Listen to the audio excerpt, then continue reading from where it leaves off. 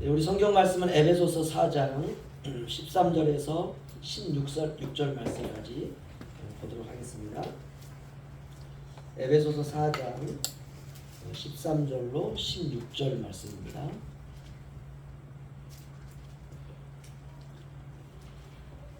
신약성경 314페이지에 있습니다. 저와 한 절씩 교도하도록 하겠습니다.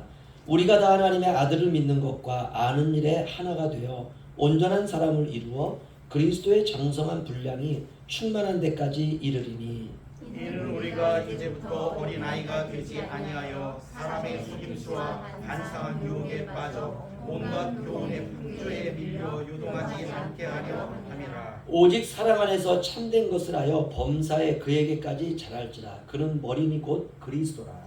그에게서 온 몸이 각 마디를 통하여 도움을 받고 연결되고 결합되어 각 지체의 분량대로 역사하여 그 몸을 자라게 하며 사랑 안에서 스스로 세우느니라. 아멘. 우리 서로 이렇게 인사하겠습니다. 은혜 많이 받읍시다. 은혜 많이 받읍시다.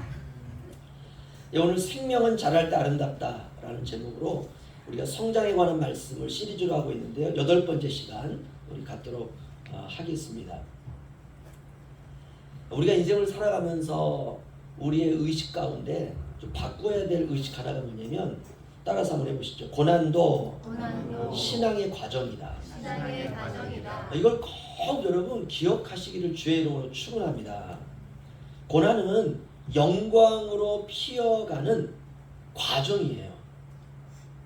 이런 신앙의 인식이 굉장히 중요합니다.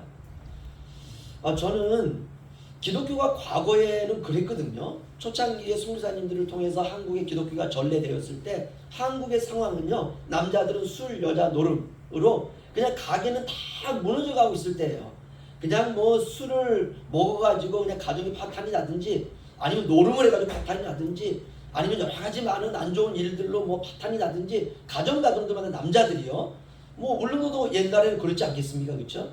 뭐 저는 뭐 그때 잘 모르지만 뭐 느끼면은 다방이 얼마나 많았겠어요. 술집이 얼마나 많았겠어요, 그렇죠? 고기 잡고 와가지고 일하고 와가지고 할 수 있는 거는 이 저녁에, 그렇죠? 뭐 가가지고 술 먹고 놀고 노름하고 뭐 이런 일들이 대한민국 전역에, 뭐 대한민국뿐만이 아니라 전 세계적으로 그렇습니다.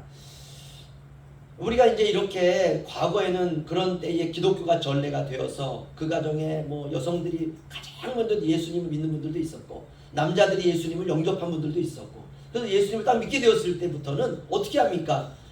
뭐 지긋지긋하다, 왜 저 인간은 죽지도 하고 저렇게 오래 사냐, 이렇게 생각하지 않습니다. 남편을 위해서 기도하고, 아내를 위해서 기도하고, 자식들을 위해서 기도하고, 하나님 내게 이 고난을 주신 것은 우리 가정을 영광스럽게 하시기 위한, 우리 가정을 예수 믿어서 주님의 복된 자녀로 만드시기 위해서 하나님께서 이 한 몸, 주님도 십자가에서 고난을 당하셨는데 이 한 몸 주님처럼 살게 하심으로 말미암아 나 죽고 우리 식구들이 살 수 있다면 하나님 그 모든 어려움과 고난 감당케 하시고, 그래서 저는 이 고난 저에게 힘들지 않습니다. 이 고난이 오히려 저에게 축복이 됩니다.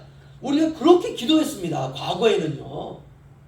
그러니까 신앙의 초창기에 말씀도 잘 알지 못하고 그럴 때 어떻습니까? 고난을 고난으로 생각하지 않았어요. 이 고난은 하나님이 내게 주신 하나님의 뜻이 담긴 포장지라고 생각을 했습니다. 그런데 어느 순간 한국 교회에도요, 고난이 조금만 그냥 몰아치면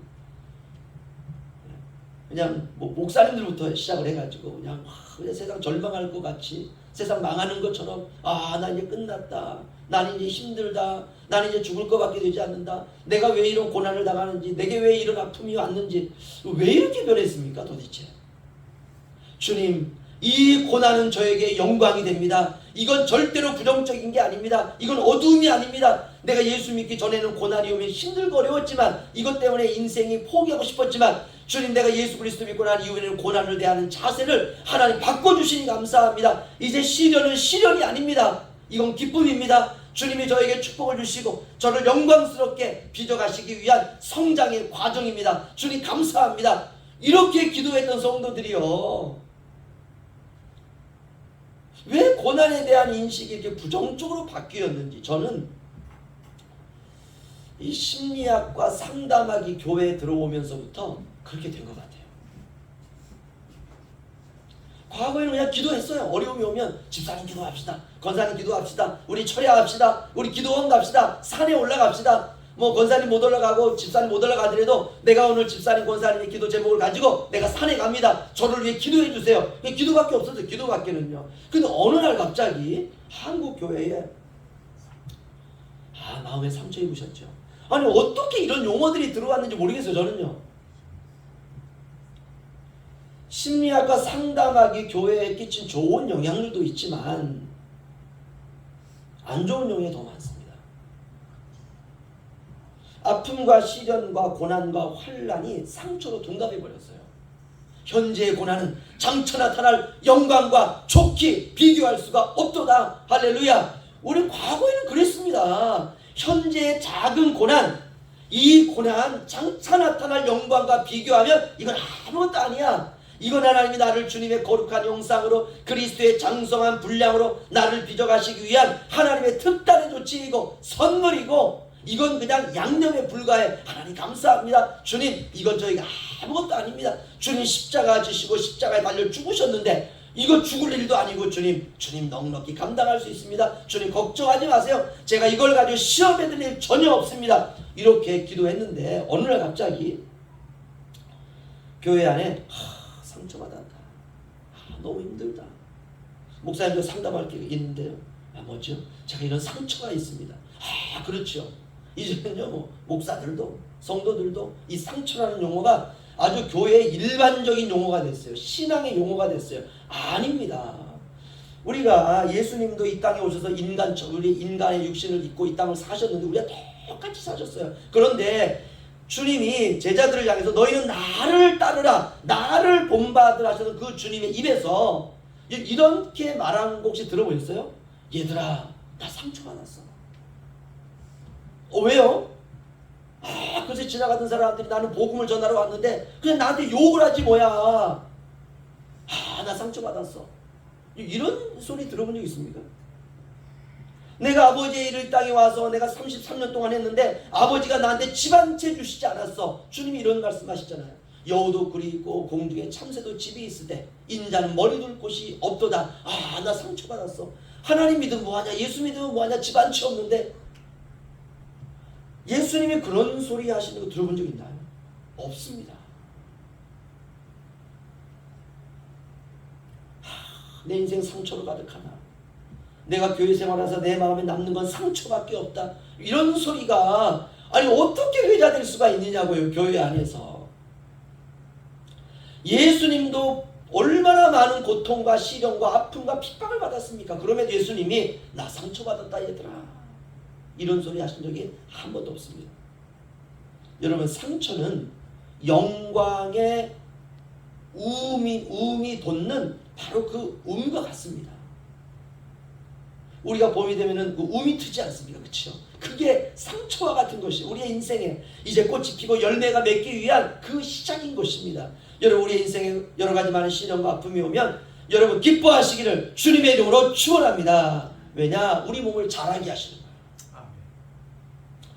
저는 신앙생활에서 가장 중요한 것은 생명이 자라는 것이다, 이렇게 믿습니다. 우리가 생명 성장 시리즈를 시작하면서 제가 이런 말씀을 드렸습니다. 한 생명이 어머니의 태에서 잉태하기 시작하면 그 생명은 성장하고 그 다음에 성숙해지고 결국 완숙을 향해서 나아가게 된다. 그런데 그 과정에 성장통이 있다고 그랬죠. 성장통. 생명은 성장하고 성숙하고 완숙해 갈 때 아름답습니다. 생명이 지향하는 올바른 방향으로 원래 목적대로 잘 자라갈 때 아름다운 것이에요. 이 아름다움은 행복과 연결됩니다. 그래서 인생이 아름답다고 여겨질 때 인간은 가장 행복을 느낍니다. 사람들은 모두 행복하기를 원합니다. 저와 여러분 모두 하나님의 형상으로 지음받은 하나님의 자녀인 줄로 믿습니다. 그렇다면 우리의 형상 안에는 하나님의 형상을 닮아가려고 하는 DNA가 있습니다. 이런 사람을 우리가 영이 살아났다 이렇게 말합니다. 그래서 우리 안에 속사람은 하나님을 닮아가고픈 열망이 있습니다. 우리의 겉사람은 계속 세상의 풍속을 따라서 세상을 닮아가려고 하지만 우리 안에 하나님께서 보혈로 말미암아 성령으로 말미암아 살려놓은 우리의 속사람은 하나님이 목적하신 방향으로 나아가려고 하는 애달픔이 있고 간절함이 있고 끓어오르는 열정이 있고 심령의 애통이 있고 영에 타는 목마름이 있고 영의 갈증이 있고 내면의 공허함이 있는 것입니다. 그래서 오늘 사도 바울이 오늘도 읽은 본문을 보면 예수 그리스도의 장성한 분량에까지 자라가라 라고 권면하고 있습니다. 여러분, 생명이 살아있다면 자라야 됩니다. 성장해야 돼요. 성숙해져야 됩니다. 그리고 완숙함을 사모해야 됩니다. 그런데 예수 그리스도의 장성한 분량에 이르기 위해서는 첫 번째 버려야 될 것이 있어요. 우리 14절을 보시면요, 사도 바울은 이렇게 말합니다. 앞부분에 이는 우리가 이제부터 어린아이가 되지 아니하여 라고 말하고 있습니다. 고린도전서 13장에 바울은 이렇게 말합니다. 내가 어렸을 때에는 말하는 것이 어린아이와 같고 깨닫는 것이 어린아이와 같고 생각하는 것이 어린아이와 같다가 장성한 사람이 되어서는 어린아이의 일을 버렸노라. 아멘. 그러니까 고린도전서나 우리 오늘 에베소서나 똑같습니다. 우리가 이제부터는 어린아이가 되지 말자. 다시 말하면 장성한 사람이 되어서는 어린아이의 일을 버렸노라. 아멘. 그렇다면 어린아이의 특징을 알아야 되겠죠. 그래야 그걸 버리든지 말든지 할 거 아닙니까? 어린아이의 특징의 가장 중요한 특징이 뭐냐? 유혹에 쉽게 빠지는 것입니다. 이게 어린아이예요. 아이들은요, 작은 유혹에도 금방 넘어갑니다. 아, 내가 이번 방학에 열심히 공부해야 되겠다. 내가 오늘 이게 학생부 예배 드리면서 그런 얘기 했어요. 이번 방학 동안에 공부만 해라 그랬어요. 공부만 해라. 애들이 이제 할지 안 할지 한번 여러분 지켜봐 주시기 바랍니다. 하면은, 야, 목사님 얘기 잘 들었구나. 안 하고 있으면, 아, 졸았구나 생각하시면 됩니다. 아이가 이제 방학이 되어가지고 내가 이번 방학 공부 좀 해야 되겠다. 공부를 이렇게 하고 있는데, 공부한 지 딱 한 10초 지났습니다. 그럼 어떻습니까? 이제 그 몸이 근질근질해요. 안 하던 공부를 하려고 하니까 그러던 차에 친구한테 핸드폰으로 딱 전화가 옵니다. 공부한 지 딱 5분 지났는데 전화가 딱 와요. 하는 말이, 야, PC방 가자. 그러면 공부하던 책을 딱 접어요. 엄마, 나 잠깐 밖에 나갔다 오겠습니다. 그리고 당장 그냥 PC방 달려갑니다. 유혹이죠, 유혹. 어린아이의 아주 그 첫 번째 특징, 유혹을 못 이겨요.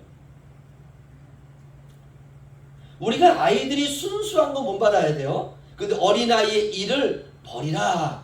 우리가 이제부터는 어린아이가 되지 말자. 어떤 어린아이냐? 작은 유혹에도 아이들은 금방금방 넘어갑니다. 아, 이번 방학에는 일기 좀 써야 되겠다. 어른들도 그렇지 않습니까? 그렇죠? 저도 뭐 청소년 시기에 일기를 참 많이 썼는데, 뭐 이게 지나오면서 일기를 잘 안 쓰게 돼요.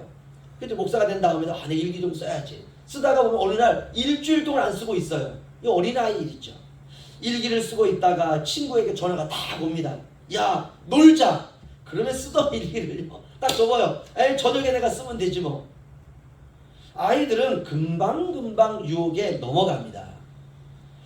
이것을 나이가 든 성인들에게 적용하면 말하는 것이나 생각하는 것이나 깨닫는 것이 어린아이 같다. 사도 바울이 말하고 있어요. 육체는 어른인데 속은 아직 자라나지 않은 어린아이 하나가 딱 들어있는 거예요. 성장을 하지 못한 것입니다. 쉽게 짜증내고 쉽게 또 미숙하게 되고 감정의 기복이 심하고 쉽게 흔들리고 그리고 잘 삐치는 거. 어린아이들이 이런 특징을 가지고 있어요. 잘 아이들과 부모가 이렇게 하다가 한마디 딱 했는데 아이가 딱 삐쳐요. 우리가 깜짝 놀랐죠. 아니, 제가 왜 저렇게 삐치지?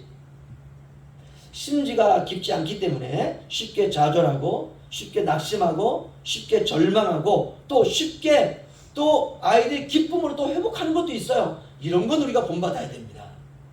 아무런 힘이 없어서 그래요. 아이들이. 어린아이는 어떻게 해야 되는가? 그래서 어린아이는 잘 다루어야 됩니다. 그렇지 않으면 아이들이 마음에 쉽게 그냥 이런 어그러진 마음이 생기는 것이에요. 우리 안에 내면이 성숙하게 자라지 않으면 어린아이 상태로 있기 때문에 몸은 어른인데 마음은 어린아이이기 때문에 결혼을 했다고 할지라도 장성한 어른이 아니기에 어린아이처럼 자주 다투게 됩니다. 여러분, 우리가 참 이렇게 그 네이버 뉴스나 이런 거 뉴스를 보다 보면 결혼한 지 얼마 안 있다가 이혼한 가정들이 굉장히 많습니다. 그전에는 우리가 뭐 그 드라마도 이런 드라마가 있습니다. 뭐 사랑과 전쟁 해가지고 드라마 보다 보면 이혼에 관한 문제를 다루는 거예요. 이게 벌써 십몇 년 전입니다. 그때 텔레비전에서 나왔던 이야기들이 전부 이혼에 관한 드라마가 참 많습니다. 여러분 오늘날 이혼에 관한 드라마 나오나요? 안 나오나요? 안 나옵니다. 이유가 뭘까요? 그만큼 이제 우리 사회에서 만연되었다는 것이에요. 결혼하고 얼마 안 있다 이혼한 사람들이 굉장히 많습니다. 우리가 한번 생각해 보자고요. 왜 그렇습니까? 몸은 어린인데 이 마음의 내면이 아직 어린아이인 거예요. 우리가 싸우기 위해서 결혼하는 게 아니잖아요. 어떨 때 부부들이 싸울 때 보면 저도 그랬지만요. 와 정말 죽기 살기로 싸울 때가 있어요. 예? 정말 그럴 때가 있어요. 이 말하는 것도 그렇고 뭐 행동하는 것도 그렇고요.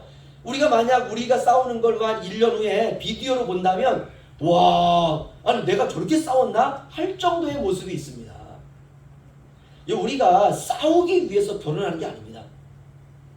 너무 심심했는데 내 심심해서 못 살겠다. 결혼해가지고 하면서 대판 싸워봐야 되겠다. 이래서 결혼한 사람은 한 사람도 없습니다. 우리가 사자와 호랑이, 용호상박이라고 그러죠. 싸우는데 이 남편은 호랑이 같아요. 아내는 사자 같아요.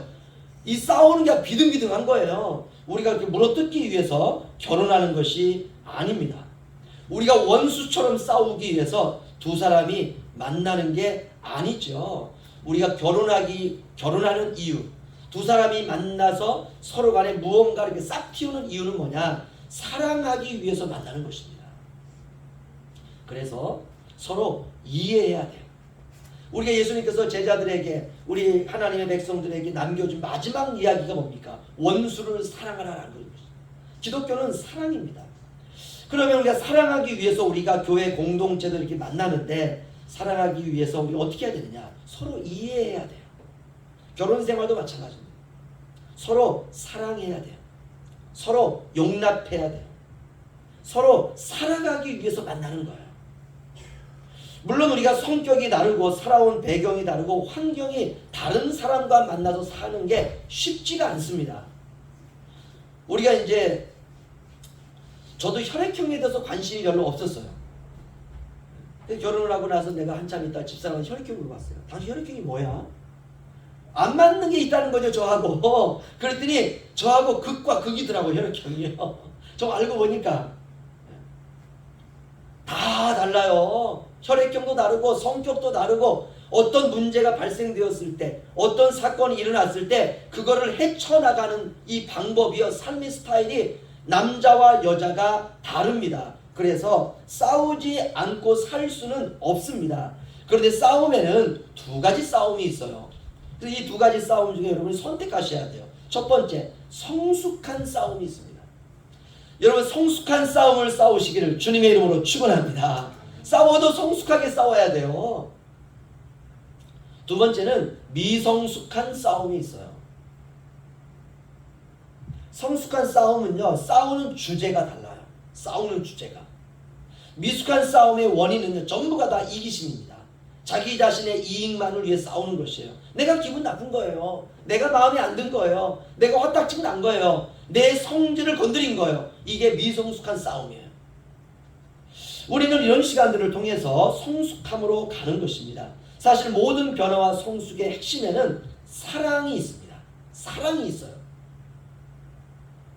모든 싸움은요, 사랑하는 것만큼 지게 되어 있습니다. 내가 상대방을 많이 사랑해요. 정말 너무 많이 사랑해요. 하늘만큼, 바다만큼, 우주만큼 사랑해요. 그러면요, 그만큼 져줍니다. 꼭 기억하세요. 사랑하는 것만큼. 우리가 남녀가 사랑해가지고 이제 그냥 사랑이 불같이 타오를 때 남자는 커피를 좋아하고 여자는 주스를 좋아해요. 그래서 커피숍에 딱 갔습니다. 그런데 뭐 먹을래? 그럼 이제 그 여자가 묻습니다. 나 그냥 딸기 주스가 좋아요. 그럼 남자가 이렇게 말해요. 나도 딸기 주스 이렇게 말해요. 그렇게 말해야 되니까요. 반드시 그렇게 말하게 돼 있어요. 왜냐? 사랑은 사랑하는 것만큼 져줘요. 내가 상대방을 작게 사랑해요. 그러면 적게 져줍니다. 져주는 게 적어요. 100가지 중에 한 2가지 정도만 져줘요. 내가 상대방을 안 사랑해요. 사랑하지 않아요. 절대로 안 져요. 절대로 안 져요.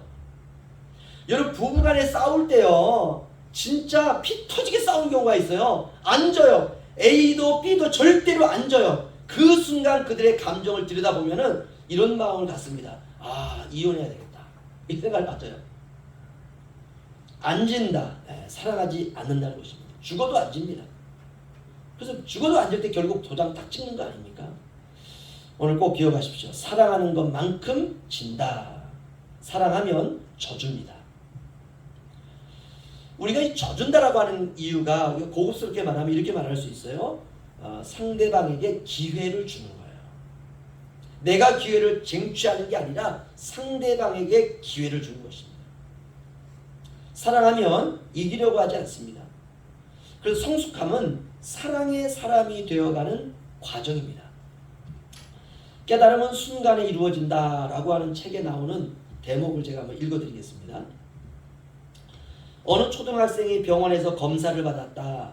암에 걸렸다는 최종 결과가 나왔다.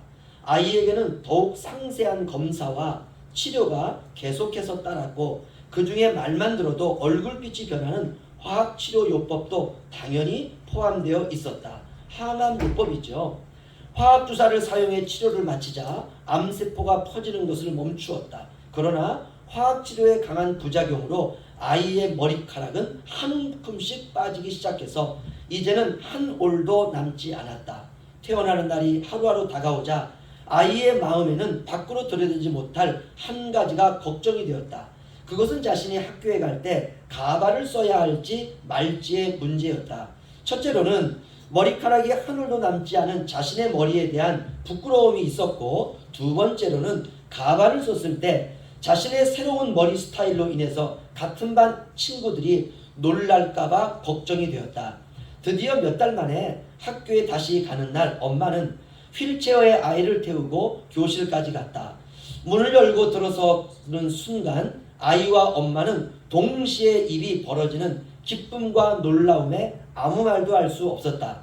교실의 학생 모두가 아이처럼 머리카락을 한 올도 남기지 않고 삭발을 하는 것이다. 선생님까지도 빡빡 깎은 빛나는 머리로 아이가 다시 학교에 나오게 된 것을 열렬히 환영해 주었다. 그러자 암치료를 받던 이 친구도 가발을 벗어 던지고 휠체어에서 가뿐하게 일어나 친구들과 함께 큰 소리로 웃었다.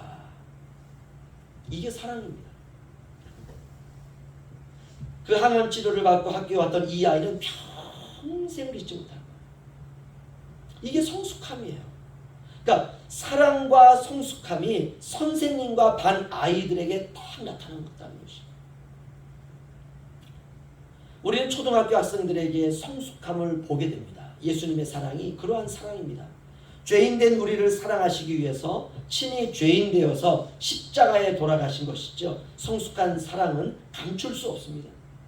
성숙한 사랑은 열매로 나타납니다. 사랑은 감출 수 없는 것처럼 변화와 성숙도 감출 수가 없습니다. 그렇다면 어떻게 우리가 이렇게 변화와 성숙함의 열매를 맺힐 수 있을까? 골로새서 2장 6절 7절입니다.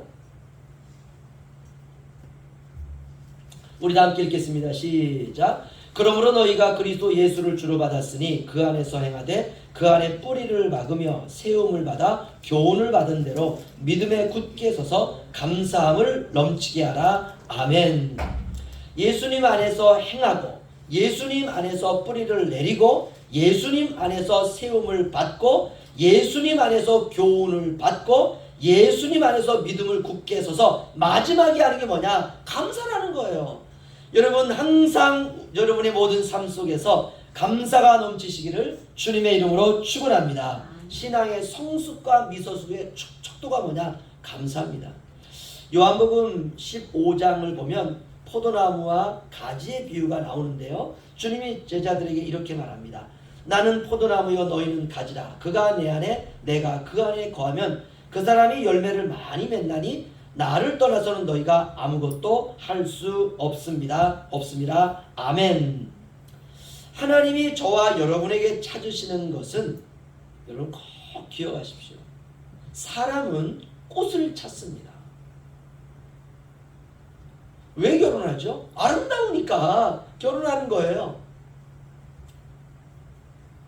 상대방이 정말 이 마음이 너무너무 아름다운 거예요.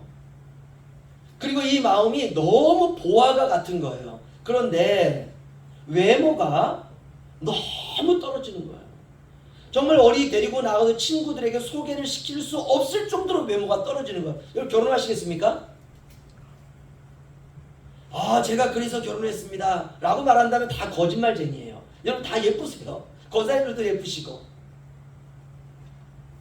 사람은 꽃을 찾습니다. 꽃. 여러분 가장 아름다운 인생의 꽃은 20대 아닙니까? 그렇죠? 20대는요 너무 예뻐요. 너무 아름다워요.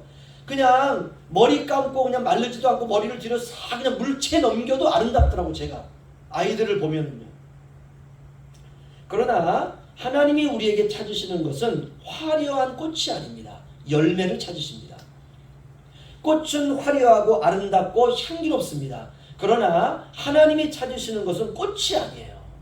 꽃이 떨어지고 난 다음에 열매를 찾으십니다. 너희가 내게 붙어 있으면 너희가 많은 과실을 맺을 것이요. 성령의 열매는, 여러분 이런 얘기 들어보신 적 있어요? 성령의 꽃은 가지가 포도나무에 달려 있으면 많은 꽃이 피어나리라. 이런 거 들어보신 적 있습니까? 없습니다. 내가 열매로 너희를 알리라. 하나님이 찾으시는 것은 열매입니다. 그러면 우리가 열매는 어떻게 맺히느냐? 이렇게 맺힙니다. 화려한 꽃이 떨어져야 열매가 맺혀요. 하나님이 꽃을 혐오하시고 싫어하신다? 이런 말은 아닙니다. 꽃을 만드신 분은 하나님이세요. 하나님이 만드신 것은 모든 것이 다 귀합니다. 꽃이 있어야 꽃술이 생기고 열매가 맺히지 않습니까? 꽃은 피어나야 되고 꽃은 아름다운 자태를 나타내야 됩니다. 그러나 열매를 맺기 위해서는 꽃이 떨어져야 돼요. 그래서 우리가 늙는 거예요. 젊었을 때 아내는 얼마나 아름답습니까? 근데 어느 날 남편이 이제 뭐 이렇게 그 아내를 보게 되는 순간 아내가 그냥 주름살이 있고 나이가 70인데 할머니가 되어 있는 거예요. 그런데 이 남자가 만약에 마음에 상심이 들어가지고 이혼을 하고 재혼을 했다. 그건 아주 정말 미친 인간이죠. 하나님이 왜 우리에게 늙음을 주시느냐? 열매를 주시기 위해서 그렇습니다. 세상의 꽃은 다 떨어지게 되어 있어요. 그리고 씨와 열매를 맺게 되어 있습니다. 사람도 마찬가지예요. 인생의 아름다운 꽃은 다 지게 되어 있어요. 다 떨어지게 되어 있어요. 우리가 실망할 필요가 없습니다. 하나님이 원하시는 것은 꽃이 지고 난 이후에 우리에게 어떤 열매가 맺히고 있느냐라는 것입니다. 열매를 맺게 하기 위해서 꽃은 떨어져야 됩니다. 이것이 하나님께서 작정하신 것입니다. 꽃이 져야 열매가 맺힙니다. 꽃이 진 그 자리에 열매가 맺힙니다. 열매가 최종이에요. 하나님은 열매에 관심이 많으십니다. 오늘날 그리스도인들 가운데, 오늘날 이 세상이 외모를 중시하는 시대 아닙니까? 그래서 오늘날 그리스도인들 가운데 나이가 지긋하게 이제 들어가는 60대 중반 70대 되신 분들의 성도들의 이렇게 여러 가지 많은 이야기를 듣다 보면 늙음에 대한 외로움과 늙음에 대한 우리 마음에 우울함이 찾아오는 성도들이 굉장히 많습니다. 왜 그렇습니까? 교회에서 이 사실을 가르쳐주지 않은 것이에요. 꽃이 진 자리에 열매가 맺혀요. 그 열매는 인격이죠. 열매가 최종입니다. 하나님은 열매에 관심이 많으세요. 저와 여러분이 많은 과실을 많이 맺기를 하나님이 원하십니다. 그걸 고상한 용어로 제자의 길이다 이렇게 말합니다.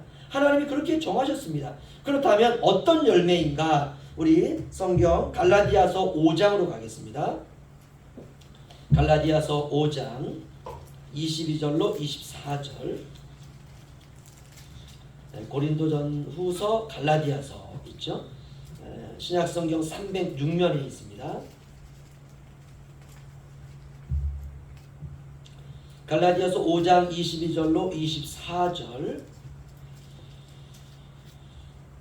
22절, 23, 24절까지 우리 함께 읽겠습니다. 시작. 오직 성령의 열매는 사랑과 희락과 화평과 오래 참음과 자비와 양선과 충성과 온유와 절제니 이 같은 것을 금지할 법이 없느니라. 그리스도 예수의 사람들은 육체와 함께 그 정욕과 탐심을 십자가에 못 박았느니라. 아멘. 하나님이 우리에게 찾으시는 열매는 바로 이 성령의 열매입니다. 성령의 열매는 뿌리가 사랑입니다. 사랑도 사랑의 뿌리로부터, 희락도 사랑이라고 하는 뿌리로부터, 뿌리가 사랑이에요. 여러분, 하나님이 사랑이시지 않습니까? 이 말은 성령의 열매에 나타나는 모든 모양은 예수님의 성품이 나타나야 된다는 것입니다. 성령의 열매의 특징은 바로 예수 그리스도의 인격입니다. 성령의 열매를 닮아가는 사람들의 특징은 예수님을 닮아가는 것입니다. 그렇다면 이 성령의 열매의 반대가 무엇인가? 마귀의 열매입니다. 그러니까 우리가 싸움도, 성숙한 싸움은요, 성령의 열매로 싸우는 거예요. 야, 당신 화내는 것도 그렇게 예쁘냐? 이 정도 되면 싸움 끝난 거죠. 뭐 아내가 예를 들어가지고, 당신도 인간이야? 딱 그러면은, 나 인간인 거 가르쳐줘서 너무 고마워. 이건 엄청 성숙한 거예요. 정말 성숙한 거예요. 그런데 이런 성령의 열매도 있지만 마귀의 열매도 있습니다. 미성숙함의 열매. 그럼 이 마귀의 열매는 무엇이냐? 그걸 성경은 육체의 일이다 이렇게 했어요. 여러분, 하나님은요 이 육체의 일을 싫어하십니다. 그럼 육체의 일이 뭐냐? 마귀의 열매가 뭐냐? 갈라디아서 5장 19절로 21절입니다. 19절로 21절 우리 함께 읽겠습니다. 시작. 육체의 일은 분명하니 곧 음행과 더러운 것과 호색과 우상숭배와 주술과 원수 맺는 것과 분쟁과 시기와 분냄과 당짓는 것과 분열함과 이단과 투기와 술취함과 방탕함과 또 그와 같은 것들이라. 전에 너희에게 경계한 것 같이 경계하노니 이런 일을 하는 자들은 하나님의 나라를 유업으로 받지 못할 것이요. 아멘. 여러분, 우리에게 설교를 마치면서 영적인 분별력이 더 절실한 시대입니다. 성령의 일과 육체의 일을 분별해낼 수 있는 분별력, 성령의 열매와 마귀의 열매를 분별할 수 있는 바로 분별력. 행복과 아름다움은 성령의 열매에 있고 추함과 더러움은 마귀의 열매에 있습니다. 우리가 이전에는 육체의 현저한 일로 마귀의 열매를 맺혔습니다. 그러나 이제는 성령의 능력으로 말미암아 성령의 열매를 맺히는 하나님의 사람들이 되었습니다. 마지막 때입니다. 그리스도 예수의 사람들은 그 정과 욕심을 십자가에 못 박아 버렸느니라. 이런 각오와 결단과 믿음으로 살아가야 되리라 믿습니다. 우리가 가는 길은 세상 사람과 가는 길과 다릅니다.